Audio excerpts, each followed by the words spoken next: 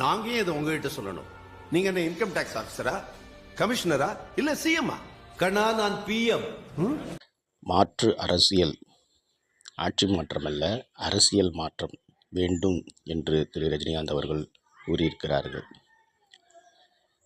நதிநீர் இணைப்பு இது எட்டிய பிரச்சனைகள் பற்றியெல்லாம் நமக்கு தெரியும். இந்த நதிநீர் இணைப்பை முன்னெடுப்பவர்களுக்கே எனது வாக்கு, எனது ஆதரவு என்று திரு ரஜினிகாந்த் அவர்கள் கூறியிருந்தார்கள். 25 ஆண்டுகள் ஆகிவிட்டது. காங்கிரஸும் கைவிட்டது, பாஜகவும் கைவிட்டது. ஏன் அந்த நதிநீர் இணைப்பை முன்னிறுத்தி இந்தியா முழுவதும் பிரபலமான திரு ரஜினிகாந்த் அவர்களை தானே பிரதமர் வேட்பாளராக முன்னிறுத்த நாம் ஒரு எழுச்சி ஏற்படுத்தக்கூடாது?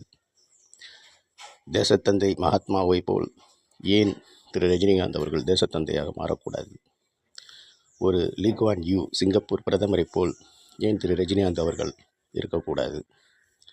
ரசிகர்கள் கவனத்தில் கொண்டு முயற்சி செய்ய வேண்டும். ஒரு கரப்பான் பூச்சி, காக்ரோச் என்கிற மாய வலைதளம் எவ்வளவு ட்ரெண்டிங் ஆகக்கூடிய இந்த காலத்தில் இன்னும் 3.5 ஆண்டுகள் இருக்கும் பொழுது நதிநீர் இணைப்பை வலியுறுத்தி மதசார்பற்ற முற்போக்கு கூட்டணியின் சார்பாக திரு ரஜினிகாந்த் அவர்களை பிரதமர் வேட்பாளராக முன்னிறுத்தலாமே. இந்தியா முழுவதும் மிகப்பெரிய எழுச்சி ஏற்படும். ஆதரவு தாருங்கள் ரஜினி ரசிகர்களே. நன்றி, வணக்கம். ஒரு நல்ல காரியத்துக்காக இந்த உதவியை செய்யுங்க.